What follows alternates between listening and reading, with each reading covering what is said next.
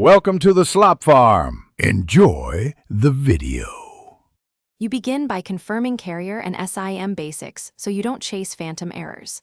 Once done, toggle airplane mode for 10 seconds to force a fresh network attach. Make sure you have a quick backup of contacts and logs. That protects data if a reset is needed. Next, open settings and check mobile network. Note the registered carrier name and signal bars so you can compare after steps. If you're comfortable, enable developer options only for advanced logging later.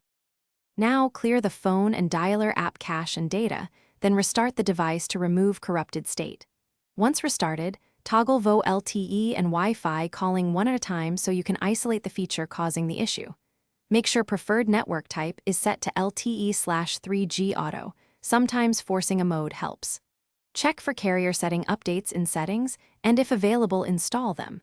If problems persist, power down. Reinsert the SIM, or try a second SIM to rule out a SIM profile fault. Finish by placing 3 test calls under different conditions: Wi-Fi calling, LTE, and standard cellular, and compare behavior. That tells you whether it's radio, software, or provisioning. If issues remain, perform a factory reset only after a full backup, or apply an official firmware update via recovery to restore system radio stacks.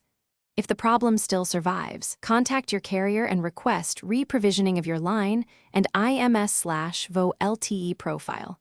One key tip: always test with a known good SIM before escalating to hardware replacement.